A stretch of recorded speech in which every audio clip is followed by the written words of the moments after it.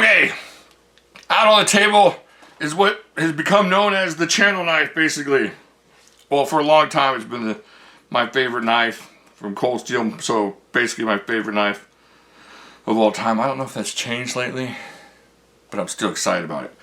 But there was a guy, there was a guy that wanted to know the differences between all the 4Maxes. I think I've done this video before, but I'm going to do it again for this guy. This is a special request. So let's get into this. It's my pleasure.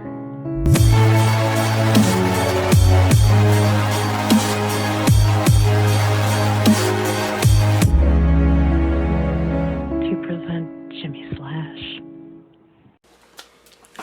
Okay, so what we're going to do, we're going to go through and just go through the quick iterations of the 4Max once again.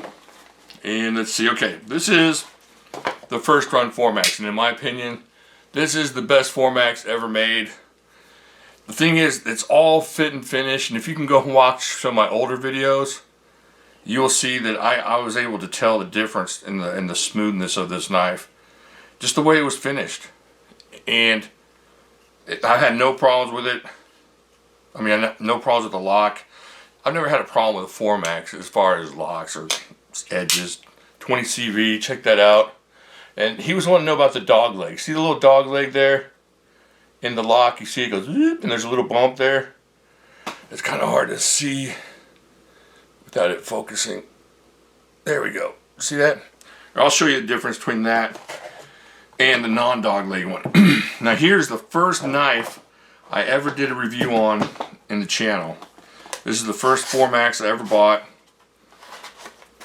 And if you remember, I did it. Well, some of you won't remember. Alright, now here's the difference. Let me show you real quick. Two knives here.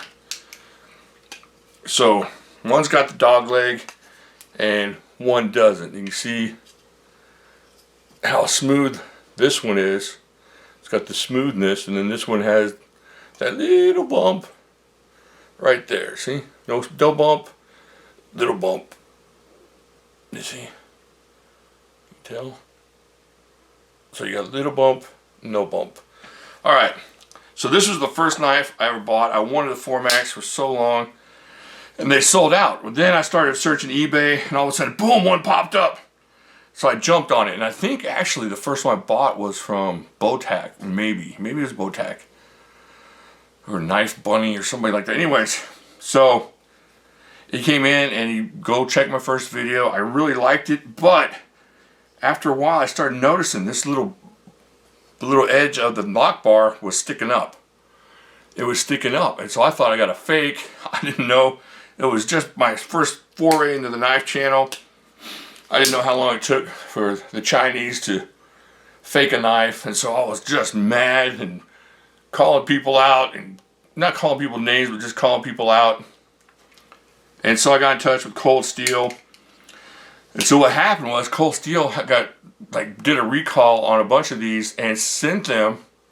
They sent these to Andrew Dimko at his lab and had it fixed. So this knife is basically an Andrew Dimko. What do you call it? We call it not a custom. The middle between a custom. Anyway, so this has Andrew Dimko original parts and handwork on it. So there you go.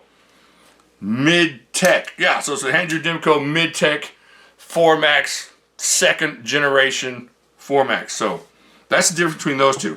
But then Cold Steel came out with the third generation 4Max. So I think this is the only one I have left that I dyed navy blue. Check that out. Now the thing is, it still doesn't have the dog leg. So dog leg, no dog leg. But the lock didn't come sticking up, so they had the lock right. But if you notice, the fit and finish on this is not as good as this. The edges are a little bit sharper. It's not as smoothed out on the G10. I mean, it takes a real knife super dork like me to figure this out or just to feel it, but you can definitely feel it. Alright, so then they got done with the American 4Maxes. And they came out with, man, that was just so smooth, the Italian 4Max. Now the Italian 4Max had all the fit and finish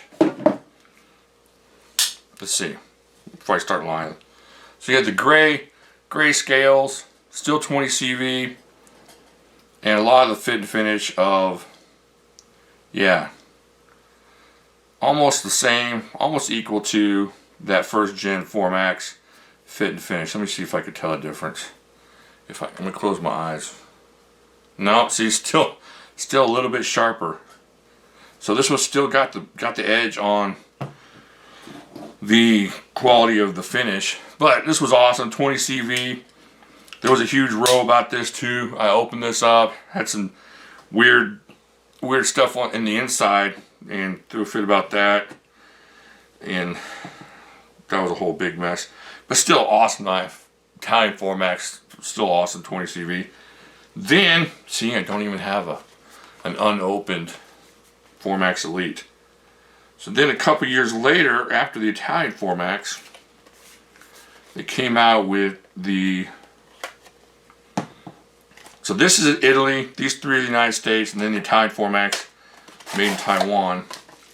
I mean, the 4MAX Elite was made in Taiwan. Now this one has all the finish feel of the first one. Now the Italian 4MAX did have the dog leg, so you did come with the dog leg like the first gen 4MAX. Now this one has everything except the smoothness of the G10 through here. I mean, this is just nitpicking, but I'm just telling you the difference here. And the stone wash versus the other thing, which I can't think of my brain right now. But you know, they're still going to do the same thing. They're still going to do the same amount of work, same triad lockup, you know, all that good Andrew Dimko cold steel strength stuff. S35VN, not, you know, as good as 20 CV, but for about 99% of you could stick 20 CV on this and y'all wouldn't know the difference. So there you go. That's just a quick review of all the 4MAX iterations from start to finish. So 20 CV, 20 CV, 20 CV, 20 CV, S35VN, dog leg, no dog leg, no dog leg, dog leg, dog leg. United States, Italy, Taiwan. So it's right there. So this is for the gentleman that asked for this, and I hope this answers your questions. You know, just as a question, what do y'all want to see? Would y'all want to see something else, a different steel on the 4MAXs? Something crazy, maybe like some MagnaCut, a MagnaCut 4MAX. How much would y'all pay for a MagnaCut 4MAX? Leave a comment down there, and I'll talk to y'all later.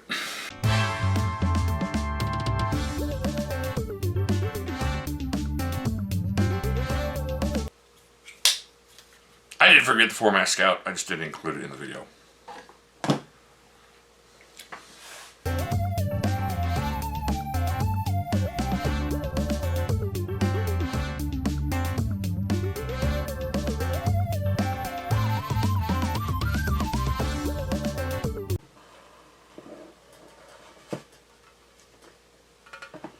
Thank you very much.